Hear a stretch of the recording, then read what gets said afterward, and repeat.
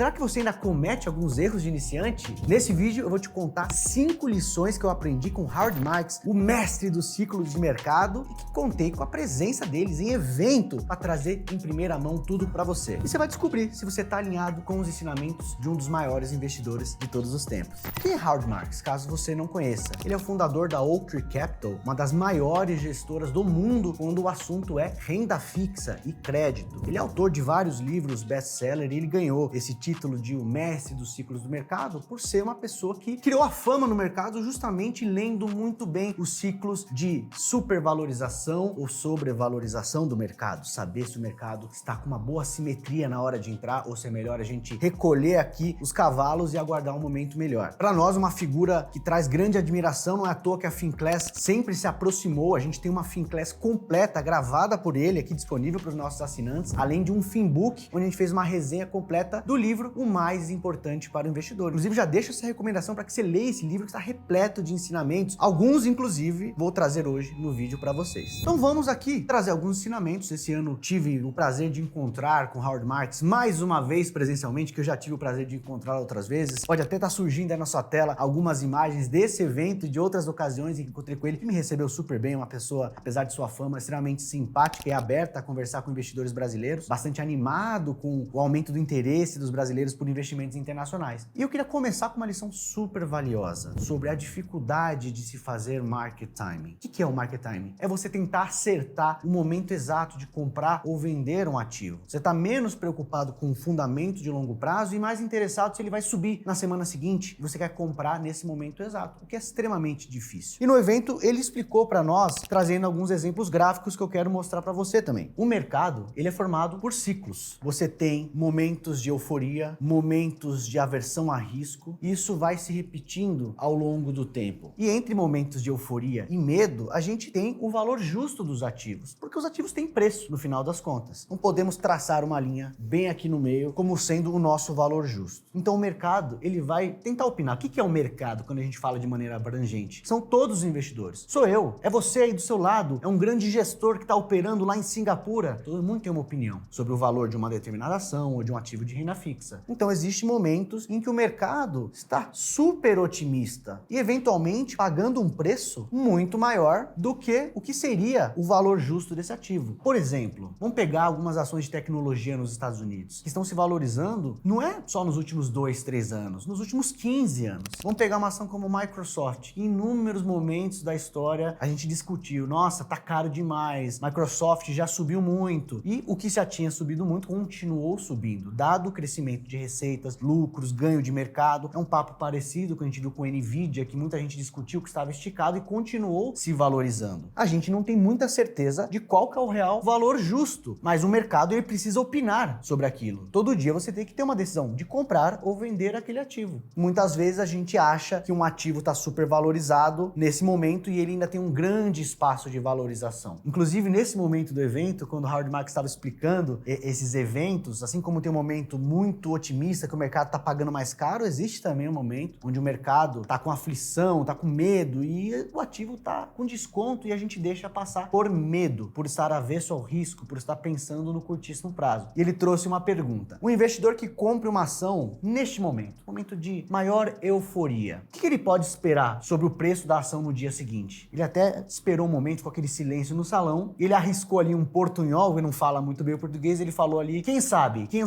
Um rapaz levantou a mão e falou, acho que vai ter uma correção, porque ele partiu da lógica de que está comprando o ativo no momento que ele está super caro, no dia seguinte teria uma provável correção. Mas a resposta do Howard foi enigmática. No dia seguinte pode acontecer 3 coisas. O preço da ação pode continuar subindo ainda mais, pode passar por essa correção ou pode ficar de lado. Falei, poxa, Raiz, aí é óbvio, né? Só pode acontecer 3 coisas, a ação ficar parada, cair ou subir, isso eu já sabia. Mas o ponto que ele quis mostrar é, a gente não sabe. Enquanto a gente está vivendo esse momento de euforia, não está claro que o ativo está com muito desconto ou está muito caro. Isso só fica mais claro em retrospectiva. Então isso quer dizer que um ativo que está caro, ele pode continuar ficando caro, assim como você comprar barato não te garante que você vai ter um ganho imediato. Pode demorar um tempo para o mercado realmente perceber que o valor daquilo é maior do que o preço que você vê na tela. E justamente isso é interessante da gente levar em conta, ainda mais quando a gente fala de um país desenvolvido como os Estados Unidos, que tem um dos mercados mais eficientes do mundo. Quanto mais eficiente o mercado, mais estreito vão ser esses ciclos de distanciamento em relação ao valor justo. Aqui no Brasil, um país emergente, pode ser que a gente tenha mais oportunidade, pode ser que os ativos flutuem mais para longe do valor justo, o que dá oportunidade da gente fazer aquela gestão ativa bem feita. No mercado lá de fora, talvez seja mais apertado, mas ainda assim é importante saber que existem momentos melhores e piores para comprar um ativo, mas que não necessariamente você precisa ficar operando ali com aquela grande ansiedade, tentando acertar o bumbum da mosca. Não é o teu objetivo como investidor bem-sucedido. Você precisa fazer boas alocações e carregar por períodos suficientemente longos do tempo. Inclusive, é nesse ponto que a maioria dos investidores iniciantes acaba errando. Você tem aquele clique de que precisa investir, o que é muito saudável, mas daí você já quer comprar qualquer coisa, você quer sentir que você está ativo no mercado, ou você quer sentir que você tem que ter um papo para falar com seus amigos no final de semana, daquela ação que você está comprando ou vendendo, ou acorda com aquele noticiário ali muito esquisito, te dando medo e você já quer reagir. O que eu faço com a minha carteira? Nem sempre você precisa reagir ao noticiário. Inclusive, tem uma frase famosa no mercado que diz o seguinte: mais dinheiro foi perdido tentando fugir de grandes correções do que nas próprias correções em si. O que isso quer dizer? Às vezes eu tô tentando escapar de um crash do mercado, eu quero sair antes de todo mundo e o mercado continua se valorizando e às vezes eu deixei dinheiro na mesa. Então eu fico ali tentando acertar esse momento caótico, às vezes ele não chega. Então eu perdi mais dinheiro tentando escapar da crise do que atravessando a própria crise em si. E eu sempre falo que uma boa carteira, como a que a gente faz aqui na Finclass, ela é montada não para escapar das crises, mas para conseguir atravessar elas, sair viva do outro lado, pronta para capturar o momento de recuperação, porque o mercado é cíclico. O segundo ensinamento para trazer aqui para vocês é tomar cuidado com a comparação em relação ao passado. E é normal. Existe um viés estudado pela psicologia que é o viés de retrovisor. Então, quando eu venho de anos de protagonismo da Bolsa Americana, por exemplo, eu tendo a normalizar esse cenário à frente. Falei, poxa, se as ações americanas foram as melhores dos últimos anos, para frente isso vai continuar sendo verdade. É natural que a gente pense assim. Só que o mundo é dinâmico, o mundo se transforma, as relações de consumo vão se alterando. A gente está num ano super esquisito, inclusive aqui em 2025, com políticas tarifárias, o mundo está se transformando. Talvez o mundo dos próximos 10 anos seja muito diferente do mundo da década passada. Inclusive, ele traz no evento algumas comparações de mercado. Por exemplo, ele é um especialista em crédito, né? Ele fez a fama dele operando essa classe de ativo. E ele diz ali que, historicamente, o spread de crédito corporativo era muito mais gordo. O que é o spread? Pensa que um título público paga uma determinada quantia para o investidor que quer emprestar dinheiro para o governo norte-americano, e uma empresa nos Estados Unidos tem um risco maior do que o governo, tem que oferecer um pouquinho mais, correto? Então, se um título público paga ali 4% em dólar ao ano, uma empresa tem que pagar mais do que isso para ser atrativa para os seus investidores. E ele disse que essa gordura adicional que um título de crédito paga, no passado foi maior. Então a gente poderia olhar para hoje e falar, não está atrativo comprar. Olha aqui, essa gordura já foi maior no passado. Só que o mercado se transformou. Ele traz algumas observações. No passado, a qualidade média do crédito das empresas era pior. O índice de falência das empresas era maior. Então, se as empresas estão mais capitalizadas em média, mais seguras, é normal que elas paguem uma gordura menor em relação ao título público. Então, a comparação tem que ser em relação ao contexto atual. E na opinião dele, ele diz que os spreads estão adequados. Não estão aquela maravilha sobrando, mas não estão magrinhos, como muitas pessoas podem falar, comparando apenas com o passado. Isso vale para muitas afirmações que a gente faz no dia a dia. Quando eu vejo assinantes querendo muito investir em ações americanas, porque elas tiveram o melhor resultado do mundo desde 2010 aproximadamente. Mas teve um motivo específico para esse grande protagonismo, né? Você teve uma década de juros zero nos Estados Unidos, depois da grande crise financeira. Então a gente pode dizer que aquela década, ela que foi atípica, ela que foi anormal. E não é natural para uma economia permanecer tanto tempo com juro zero. E esse juro zero trouxe consequências para o mercado. Favoreceu que empresas de tecnologia, de crescimento, crescessem muito. Pensa, no momento que o juro é zero, aqueles projetos que talvez não fossem tão lucrativos, eles vão parar de pé, porque o seu custo de oportunidade é menor. E aí essas empresas, Google, todas essas famosas se multiplicaram inúmeras vezes. Primeiro, porque são empresas realmente inovadoras e boas, mas também porque o contexto favoreceu. Será que daqui para frente a gente vai ter novamente uma década de juros zero? Eu acho que não. Acho que a gente vai ter uma década de juros mais normalizados e a gente vai lidar com cenários de inflação um pouco mais frequentes, porque na década passada os Estados Unidos não teve inflação. Então isso muda a maneira como a gente encara o mercado daqui em diante. Não adianta a gente olhar para o que aconteceu na década passada e espelhar para frente. Isso vai fazer com que a gente cometa erros. E na opinião de Howard Marks, ele acha que a gente tem um contexto que se desenha para trazer um excelente período de retorno para a renda fixa, algo que a gente não teve na última década. Juro zero, renda fixa é anêmica. Ela não é tão interessante aos olhos dos investidores. E ele acredita que com todos os desafios de crescimento crescimento no mundo e ações dependem mais de crescimento, a gente pode estar aqui passando por alguns anos onde o retorno da renda fixa e do crédito pode até ser melhor do que o retorno das ações. Terceiro ponto importantíssimo, considere os efeitos de segundo nível. A gente tende a querer construir os nossos racionais, todo investidor tem aquele senso de querer operar de maneira tática, de querer saber mais do que o restante, só que a gente precisa considerar os efeitos de segunda ordem, que às vezes são mais difíceis de serem lidos, porque o mundo é complexo, o mundo é interligado e a gente precisa considerar que às vezes o efeito principal de alguma coisa não está tão à mostra. E ele traz um exemplo, discutindo a política tarifária de Donald Trump ao longo do ano de 2025. A gente pode pensar, qual que era a intenção ali de Donald Trump ao trazer essa política tarifária? É, obviamente, trazer um protecionismo, né? Defender o mercado consumidor norte-americano frente a ameaças da competição externa. Então, ele impõe essas tarifas a outros países. Com isso, ele estimula mais exportações e desestimula importações. E assim, ele corrige um pouco a balança comercial dos Estados Unidos, que sempre foi muito negativa. Então, você pode pensar, olha que bacana, ele quer resolver a questão da balança comercial, ele vai trazer mais uma arrecadação para o Tesouro, ele vai, assim, punir ali os competidores nesse comércio internacional, que tem práticas que, na visão dos Estados Unidos, são ali um pouco desleais, e aí resolve, todo mundo feliz, correto? Aparentemente não. Inclusive o Howard Marks, no discurso dele, traz ali um detalhe. But there's a catch. Mas tem uma pegadinha nessa história. O mundo, ele não é tão simples. Vamos analisar os efeitos de segunda ordem. Ele traz um exemplo do americano que comprava uma camiseta manufaturada em Bangladesh, por exemplo. O americano comprava aquela camiseta, o custo para ele era $4. Agora que os Estados Unidos taxou vários outros países, essa mesma camiseta que o americano pagava $4, agora tá custando $10 para ele. Aí ele vai olhar, caramba, eu comprava por 4, agora tá 10. Mas tem um fornecedor aqui no Texas, americano, que tá vendendo a camiseta por 8. Vou comprar então, porque 8 é menor do que 10. Isso estimula então o comércio local, porque o consumidor vai comprar ali, desse exemplo aqui no Texas, ao invés de comprar como ele compraria anteriormente, que é importando de outro país. Ó, legal, traz o lucro para as empresas americanas, crescimento, tudo bem. Mas a gente não considera o efeito de segunda ordem, que é o encarecimento no bolso desse cidadão americano, a inflação. Porque você acha que ele vai ficar feliz ou triste de dizer, olha, você ia pagar $10, agora você vai pagar 8 comprando do Texas. Não, ele vai lembrar que antes ele pagava 4 comprando de Bangladesh sem as tarifas. Então você tem o efeito da insatisfação popular e você também tem o efeito da inflação como um todo. E inflação pede um juro mais alto e um juro mais alto faz com que uma economia cresça menos. Então, na opinião de Howard Marks, a gente pode estar adentrando num mundo onde a gente tenha menos crescimento e vão trazer alguns outros problemas para os Estados Unidos. Então, o que você está querendo resolver de um lado pode trazer alguns problemas não mapeados pelo outro lado. Isso vale para muitas coisas. Posso até trazer aqui para você um caso que aconteceu aqui no próprio Grupo Primo. O pessoal do time de edição aqui, tudo antenado, tudo ligado em investimentos, e me chamaram e falaram, Raiz,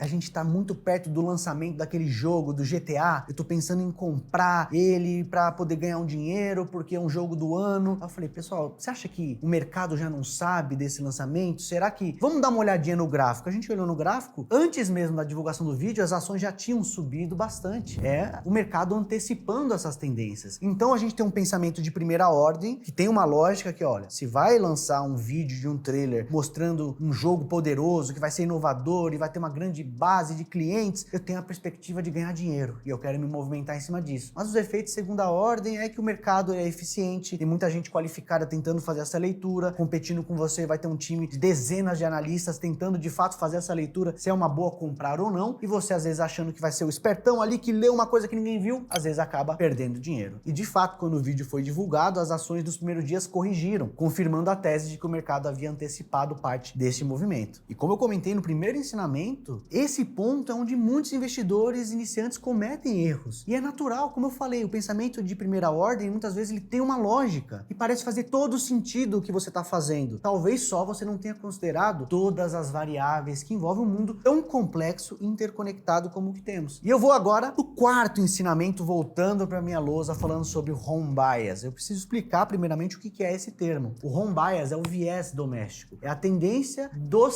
cidadãos de cada país investirem no próprio país. Então o brasileiro ele vai ter muito investimento no Brasil. O cidadão lá de Bangladesh vai ter muito investimento em Bangladesh. Isso é uma tendência global. Porém, aqui no Brasil, os brasileiros parecem levar isso a sério. Em média, 99% do patrimônio dos brasileiros está no Brasil. A gente investe muito pouco lá fora, que é um tema que eu defendo aqui com unhas e dentes. E acho que faz todo sentido. E tem a ver com aquela questão da diversificação, de não colocar colocar todos os ovos numa mesma cesta, porque é muito difícil prever que cenário vai se materializar à frente. Lembra que a gente falou do market timing, como é difícil prever esses movimentos? E eu vou trazer aqui mais um ensinamento de Howard Marks, ele desenhou na luzinha dele, eu vou trazer aqui em primeira mão para vocês, que é a diferença entre o conceito de maximização e otimização. Então eu vou abreviar para ficar mais fácil. Então, maximização é diferente de otimização. O que eu quero dizer isso? O investidor normalmente ele quer maximizar o retorno, quer ganhar a maior quantidade de dinheiro que eu puder. E para fazer isso, só tem um jeito. Você precisa acertar o ativo que vai ser a bola da vez, que vai se valorizar mais naquela janela de tempo que você tem para investir. Então, esse investidor que quer maximizar, ele procura ganhos a todo custo. Então, eu vou colocar GC, ganhos a todo custo. E para isso, ele precisa concentrar o patrimônio, que é o caso ali, por exemplo, daquele investidor que concentrou todo o patrimônio em Bitcoin. Poxa, Bitcoin foi um dos ativos que mais subiu na década. Então ele maximizou. Se o ativo que mais subiu na década foi o Bitcoin, ele concentrou em Bitcoin e teve uma grande valorização. Ou seja, ele maximizou o retorno possível. Só que isso traz possíveis consequências, que é o risco da ruína. A gente costuma contar só os casos positivos, mas tem aquela velha frase do mercado que o cemitério é silencioso. As pessoas que concentraram seus patrimônios em um único ativo, mesmo tendo uma grande convicção,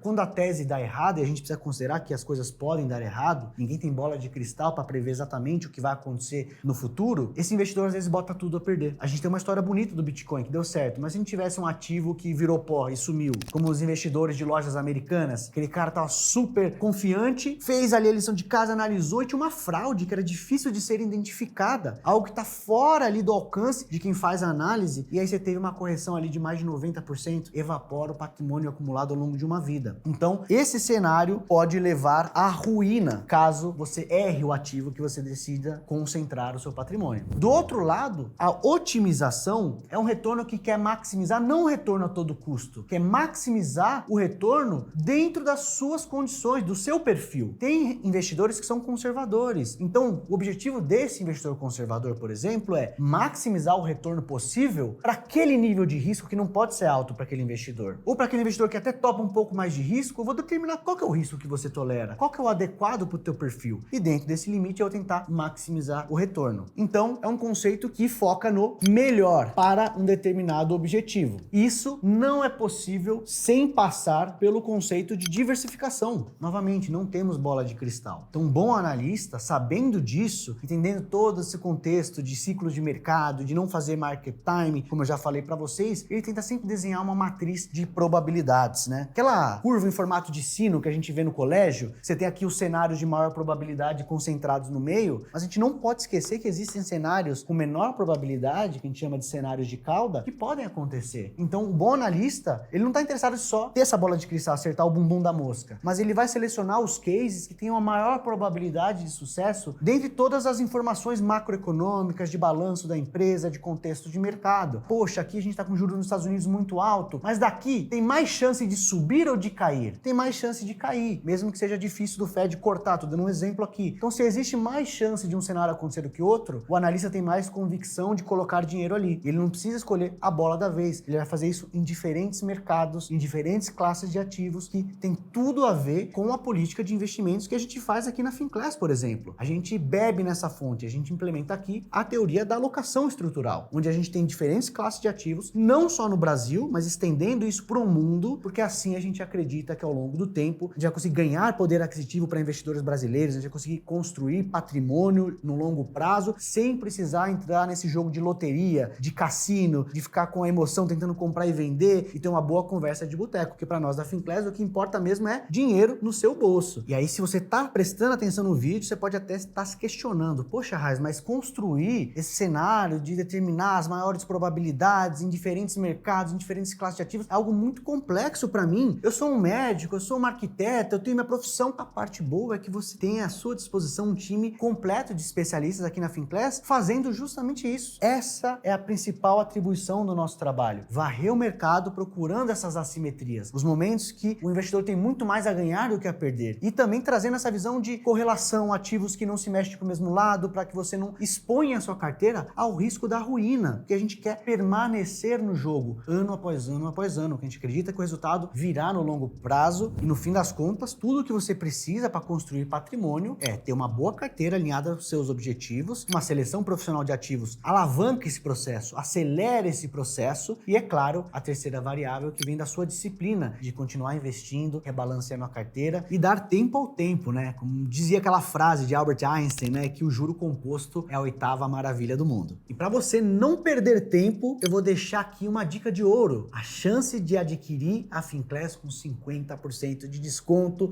uma condição que não acontece a todo momento. Você deve estar vendo na sua tela um QR Code, na descrição também tem um link. E caso você esteja vendo esse vídeo muito depois do ano de 2025, mais para frente, fica tranquilo, acesse o link que muito provavelmente pode ter alguma condição para você naquele momento. Pode não ser tão atrativa como esse 50% de agora, mas alguma condição a gente sempre consegue fazer. Uma frase que o Howard usou para encerrar ali o evento e que amarra todos os conceitos que a gente discutiu no dia de hoje. Ele trouxe uma frase que é a seguinte: Get on, stay on and don't screw it all. Traduzindo para o nosso bom e velho português, entre no mercado, permaneça no mercado e não bagunce as coisas, não vai trocar os pés pelas mãos, porque é aí onde os investidores costumam errar. O que ele quis dizer com isso na verdade? Você precisa estar investido. Você sair do mercado tentando antecipar uma queda pode te fazer perder dinheiro. Então, selecionar bem os ativos, estar posicionado e deixar o tempo agir é essencial. Então, get on, participe do mercado, stay on, fique investido e não atrapalhe as coisas. Quando vem o noticiário, você quer sair vendendo, você acaba cometendo ali alguns problemas. Aquela frase que eu falei para você, que mais dinheiro foi perdido tentando antecipar crises do que de fato com a crise em si. E eu vou trazer a frase de um outro grande pensador do mercado, Paul Samuelson, um dos economistas mais influentes do século passado, que ele disse que investir seria como observar a grama crescer ou aguardar a tinta da parede secar. Tedioso. E se você estiver procurando emoção, é só pegar $200 e ir para Las Vegas. O que ele quer dizer com isso? Que investir não é para ser emocionante, esse jogo de cassino, de aposta esportiva. Investir é fazer boas escolhas, comprar em momentos de melhor assimetria e ter paciência junto com a disciplina de investir sempre. O que você puder, o que couber no seu bolso todo mês. É melhor investir R$50, se é isso que cabe no seu bolso, do que ficar esperando aquele momento onde você pode realmente guardar mais. Então comece o quanto antes, invista, permaneça investido, que você tem um caminho brilhante para atingir o seu sucesso, a sua aposentadoria dos sonhos. Para acelerar esse processo de conquista financeira, estamos aqui para te ajudar ao longo dessa trajetória, te recomendando os ativos, te dizendo os pesos, o quanto colocar em cada um deles e também munindo você de informação para que você não tenha nem que sofrer com essa ansiedade diante do noticiário que às vezes atrapalha as nossas decisões. Então, para ter um acompanhamento via comunidade, acesso a vídeos com grandes nomes do mercado, inclusive o próprio Howard Marks, além de relatórios de análise e todas as recomendações somente aqui na Finclass e agora com 50% de desconto. O link está na descrição e o QR Code está na tela. Estou ansioso para te ver aqui do outro lado. Uma notícia muito legal para você que adora o Howard Marks e que gostou do conteúdo de hoje, que você pode ler os memorandos escritos por ele. E olha, não é pouca coisa. O próprio Warren Buffett já disse algumas vezes que toda vez que o Howard Marks escreve um novo memorando, ele para o que está fazendo para ler o que o homem tem a dizer. Então, acho que você poderia também, junto com o Warren Buffett, fazer parte dessa lista de investidores que está antenado com os ensinamentos de um grande investidor como Howard Marks. Você vai encontrar na descrição aqui do vídeo os links para acessar todas as cartas que Howard Marks escreveu ao longo de sua carreira em inglês, mas caso a língua seja uma barreira para você, a boa notícia é que a Gama Investimentos, que representa a Oct no Brasil, tem uma iniciativa de tradução das cartas e você também vai encontrar esse link para ler as últimas cartas do Howard Marks em português do Brasil. Meu grande abraço a todos vocês e até mais, pessoal!